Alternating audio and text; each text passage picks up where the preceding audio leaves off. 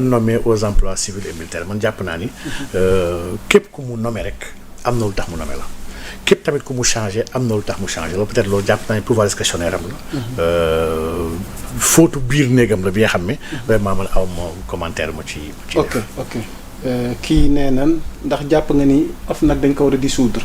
on va le dissoudre sax incha allah. non texte yi ko dissoudre pare na. OFNAC waaw on va le dissoudre.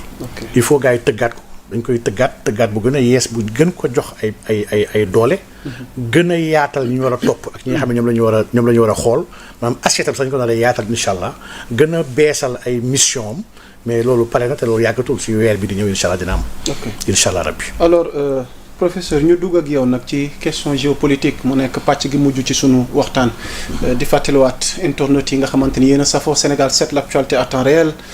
ñu ngi dalal ndaanaan kilifa muy professeur Cheikh Oumar Diagne ñu dugg ak moom nag ci sous-région bi. alors kilifa gi mu mel ni nag dafa am ay menaces yoo xamante ni nag. nit ñee ngi xalaat ni ndax Sénégal dina ci mucc. muy menace terroriste yi nga xamante ni ko engendré bokk na ci ay groupe jihadistes yi nga xamante ni ñu ngi ci yenn réew yi. yi jege Sénégal. surtout Sahel bi. ak li mu jur ci réew yooyu noonu ci ay gàllankoor. alors tey naka nga jàngatee yooyu la menace. ci tey sunu géopolitique bi fi mu toll. ak xëy na naka lañ mën a saafara li ne mel te ñaanuñu yàlla xëy na mu am fi. ban jàngat lañ ci mën a def professeur. macha allah question bu am solo la ñun en comptabilité dafa am ay principe yu ñuy jàngale ci comptabilité mais mooy principe de base yoo xam ne bépp comptable daf koy xam premier principe boobu la ñuy wax le principe de prudence boobu.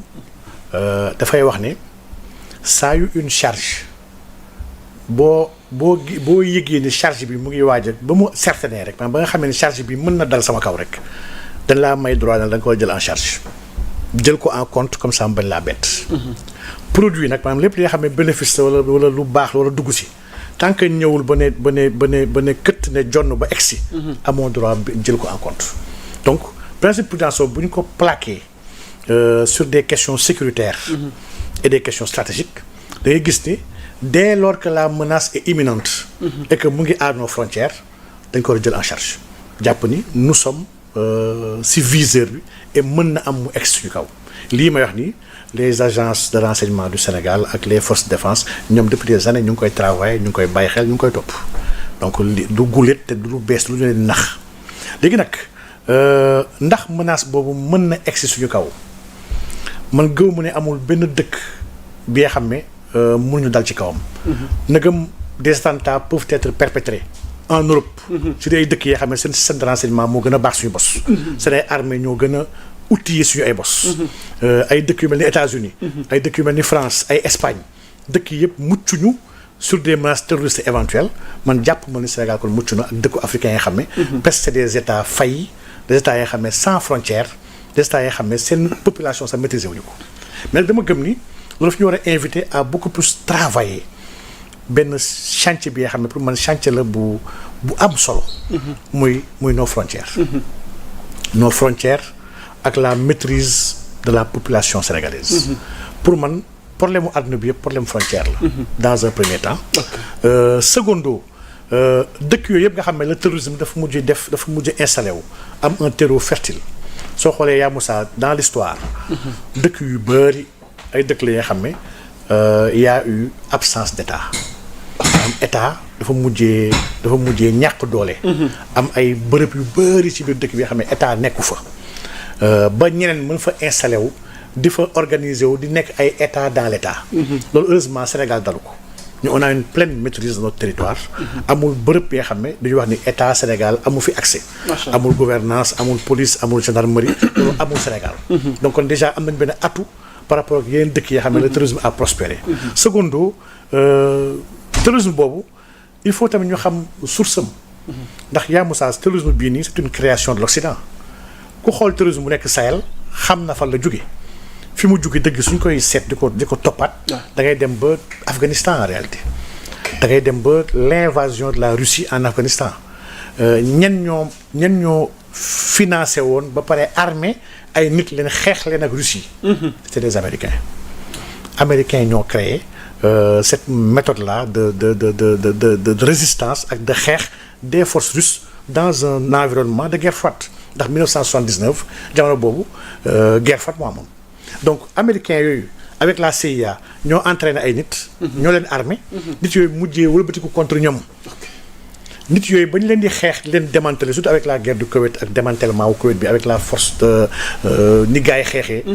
tasaaroo lii moo mujj force yooyu ak idéologie boobu commencé essaimer dans le monde ba nu mu egsee ba Libye ak fii ci kaw Afrique septentrionale li ko génnee Libye andeel ko dans en Afrique noire c'est la force de l'OTAN ñoom Sarkozy la ak tubaab yi xam ne ñoo demoon ne dañuy daaneel par force Kadhafi fekk ay nit yu bëri ay mercenaires ak ay tappalekat yu bëri nekkoon foofu ba ñu démanteler régime Kadhafi ils ont été obligés de descendre vers le Sahel ut ay zones yoo xam ne état nekku fa dans des pays yoo xam ne fay le Maroc le Mali a été ciblé Tchad a été ciblé ndax dëkk yi yëpp dafa am désert yu ngand yoo xam ne état maîtrisé wu.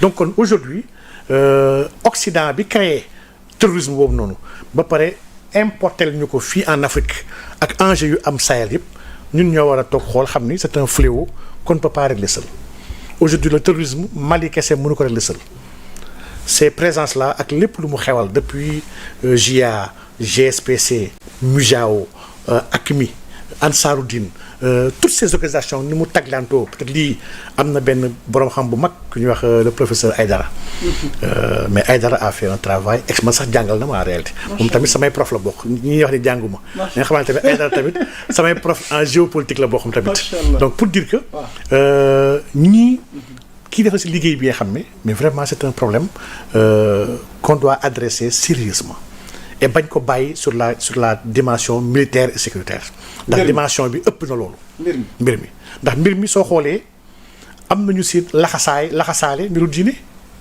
dañoo bëgg taxawal un califat dañoo bëgg taxawal un état islamique ndax ils ont des liens avec Daesh au niveau du Moyen-Orient wala ils ont des liens avec Al-Qaïda ndax soo xoolee ak mi sax Al-Qaïda pour le Maghreb islamique mais c'est une branche de Al-Qaïda fii en Afrique de l'Ouest soo xoolee Ansar-Dine MUJAO le mouvement pour l'unification du djihad en Afrique de l'Ouest la GSPC toutes ces structures là mais lii dafa am ay xóotal yi nga xam ne lii wàllu géopolitique la lii wàllu problème économique la lii wàllu banditisme la lii wàllu religion la donc pour régler problème bi kon il faut vraiment cette approche plurielle pour mën ko régler et surtout une approche d'agrégation des forces dans tout le Sahel Sénégal kese mënu koo régler Mali kese mënu koo régler Mauritanie kese mënu koo régler vraiment jàpp nañ daal yaa Moussa fléau la bi nga xam ne saay-saay yi nga xam ne ñu ngi teg bët Afrique am nañ benn bunt bi nga xam ne suñ ko jëfandikoo mën nañ ndërmeel dëkk yu bëri et waruñu leen ko may war nañ jël les devants dans la prévention pour régler problème yi ba tax mu bañ ñoo mën a gàllankoor ma ñu andil ay jafe-jafe. naka lañ mën a réussir ñun position stratégique bi ñu yàlla defal. ci Afrique sowu jant. xëy na moo tax ñu bëri di ñu teg bët. ba mën a mucc ci menaces yi nga xamante ni nag yàlla rek xam donte ñu ngi ñaan yàlla. bu mu bañ a agsi ak nouveau régime bi nga xamante ni moo fi nekk ak autorités yi fi nekk. man jàpp na régime bu bees bi dafa am benn tawféex bu ko yàlla defal ndax chaque fois ma wax ne ku am seetloo ko ràññee rek bu xoolee Sénégal.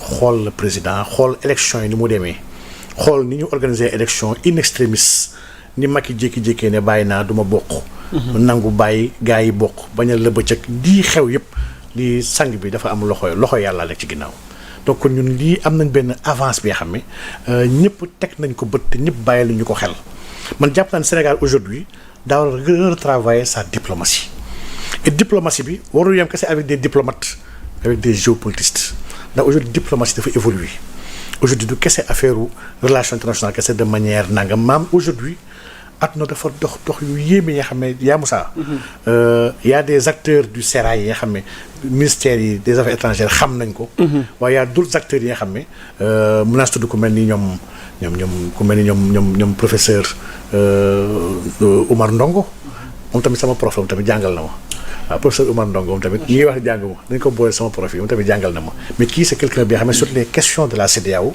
les questions de gestion des conflits daf ci dox lu bëri bëri. defe naa sax am na ki ñuy wax tam professeur Bakary Samb Tombouctou Institute. waaw kooku benn tappalekat la rek kooku moom taxuma wax parce que moom moo indi débat bi. li muy wax xamu si dara ma bëgg la ci interpeller. kooku tàppalekat la loo rek ci xalaat. mooy dóorkat yi système bi rek man c'est que femme ñee xam ne. ils veulent vivre de beaucoup de choses dañuy wax n'importe quoi yoo xam ne ji nga parce que li tax ma la ci interpeller. affaire sécurité parce qu'il nous faut aussi une bonne information. ji nga affaire sécurité mbir mii nii. moo tax affaire sécurité on en a besoin. affaire sécurité ak affaire arme ak affaire jihadisme. waaw n'importe qui waru cee wax. ok dañ cee waru sax wax ndax dafa am lu bëri yoo xam ne boo ko xamee xam ne lii am na sax pour man waroo ko bind. wala nga koy teg ci penc mi di créer la psychose di créer le problème ak di nourrir sax parce que dafa am li nga xam ne boo koy woo day ñëw. des fois dina am ki nga xam ne da lay xool à distance ragal la du la ñeme laal mu ngi taxaw di la xool di la bàyyi xel te daf laa ragal mu jékki-jékki gis ngay commencé wax ci moom mel ni ku ko ragal moo xam ne kon ko yow da nga koo ragal kon léegi war na mën dal sa kaw donc y a des choses yoo xam ne. man jàpp naa ni li ma tàmbalee ci wax bi rek di nga non militaire.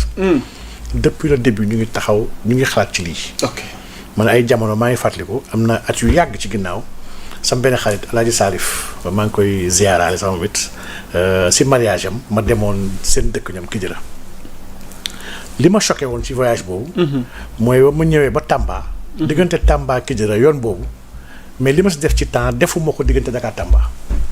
ndax tali bi yëpp ay kàmb la yoo xam ne à part camion à part busu malien yi daal laa gis ñoom dañu ko ñeme di ci daw mu leen neexee ñeen ñëpp da ngay wàññi par force di daw ndànk-ndànk ba ma laajee benn gradé wu armée lu ma yoon boobu ñun gis nañ ko nu mu mel mais ñoo ko tey bàyyi ko ne warul baax ndax foofu porte d'entrée la pour le Mali yooyu dafa am affaire yu bëri yoo xam ne ñu ngi koy seet di ko gëstu di ko bàyyi xel donc pour dire que rek gars yi kon nelawuñu am na li nga xam ne ñoom ñu ngi koy bàyyi xel ñu ngi koy topp depuis des années leen rek mooy li ma jàpp ni mooy léegi la dimension stratégique et diplomatique mooy que les états travaillent main dans la main que tous les états joxante loxo pour mën a régler parce que fi la kii ngi régler kii réglé wul dañu am toujours ay bases arrière yoo xam ne foofu la ñuy dellu en dernier lieu di planifier encore yi dal ci kaw ñeneen ak ñeneen donc il nous faut ñu àndandoo et si àndandoo bi il faut ñu intégrer si ñeen ñi nga xam ne ce ne sont pas des militaires c'est de grands analystes de grands géopolitistes c'est des experts en relations internationales ak surtout des experts en islam maanaam ñi ñëpp dañoo am seen mot à dire pour ñu am une réponse vraiment bu am solo buy régler problème yooyu. Professeur par rapport ak sous-région bi ñu bëgg cee am sa xalaat. ñu bëri dañuy xasee Afrique ne ñun suñu njiiti dañu bëgg nguur. ba ci transition yi am ni ak coup d'état yi ak militaires yi au pouvoir. ñu gis ni dañoo ñëw pour rétablir l'ordre constitutionnel. mais finalement dañuy bëgg éterniser wu. ci pouvoir bi boole ci ay discours yu ñenn yu jugé populiste. kaawu Mali bi tey. am ñu ne yaakaar ñu woon Assimi Goïta dina génne fi mu génnee nii. ak dogal yi bees yi mu jël. gis nañ Burkina. Ibrahim mi ngi góorgóorlu waaye nee nañ des na.